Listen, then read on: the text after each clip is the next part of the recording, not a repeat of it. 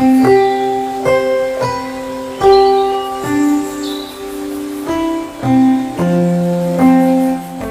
करुणा झा, मैं कंसल्टेंट हूँ haematology and bone marrow transplant at Max super speciality hospital Patparganj, जो कि न्यू दिल्ली में है।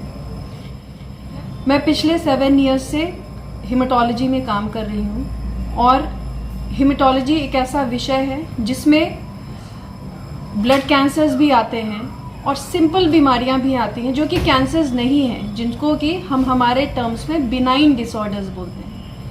मैं आपको आज कुछ बिनाइन डिसऑर्डर्स के बारे में बताना चाहती हूँ जो कि ब्लड के ही डिसऑर्डर्स हैं लेकिन कैंसर नहीं है। एक बहुत कॉमन कंडीशन है जो कि है थैलेसीमिया। थैलेसीमिया अनीमिया की तरह ही प्रेजेंट करता है। अनीमिया यानी कि काफ़ी कम लो हीमोग्लोबिन और बार बार महीने महीने ब्लड ट्रांसफ्यूजन या खून चढ़ाने की ज़रूरत पड़ती रहती है।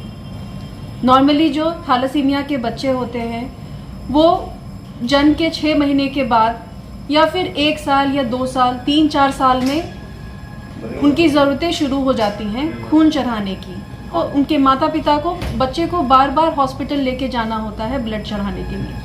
अगर ऐसी स्थिति उपस्थित हो तो ऐसे में थैलेसीमिया का डाउट करना चाहिए। थैलेसीमिया एक कंडीशन है अगेन जिसमें कि हेमेटोलॉजिस्ट के पास जाने की क्या ज़रूरत है। हीमोग्लोबिन कम है, ब्लड चढ़ा देते हैं, ब्लड नॉर्मल रेंज में कर देते हैं और वो घर जा सकता है। नहीं, ऐसा नहीं है, क्योंकि एक थैलेसीमिया से ग्रसित बच्चे को एक नॉर्मल ज़िंदगी कैसे दी जाए, उसको ब्लड ट्रांसफ्यूजन की वजह से जो बीमारियां हो सकती हैं, संक्रमित बीमारियां, उससे कैसे बचाया जाए, उसके साइड इफ़ेक्ट से कैसे बचाया जाए, उसकी नॉर्मल ज़िंदगी, नॉर्मल फर्टिलिटी, आगे जा कर के उसके भी बच्चे हों, ये सारी चीज़ें कैसे मैनेज की जाएं, उसमें कम से कम कॉम्प्लिकेशंस हों। थैलेसीमिया की वजह से बहुत सारे कॉम्प्लिकेशंस होते हैं। उसकी हड्डी कमज़ोर हो जाती है, एंडोक्राइन उसके थायराइड अफेक्ट हो जाता है, उसका ग्रोथ अफेक्ट हो जाता है, बहुत सारी चीज़ें होती हैं।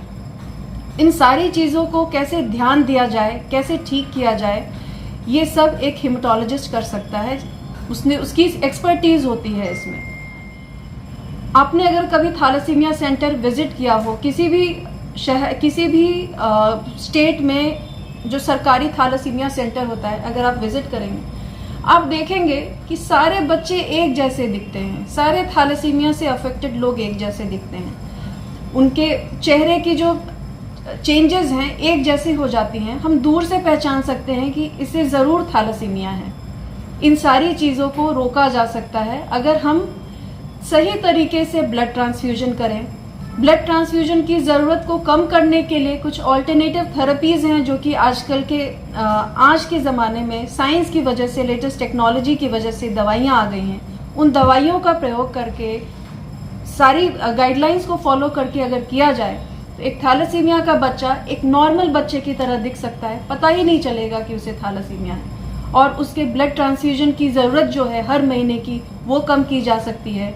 वो जो उसके इन सारी चीज़ों की वजह से जो वो पूरे दिन ट्रांसफ्यूजन सेंटर पे होता है और स्कूल नहीं जा सकता है, इसको कम कर सकते हैं। और इतनी सारी परेशानियों की वजह से जो एक स्टिग्मा अटैच हो जाता है इस बीमारी को लेकर के, एक बच्चे को झेलना पड़ता है, हम उससे उसे बचा सकते हैं। इसलिए थैलेसीमिया में एक हेमेटोलॉजिस्ट के सुपरविजन में ट्रीटमेंट लेना ज़रूरी है। नमस्ते।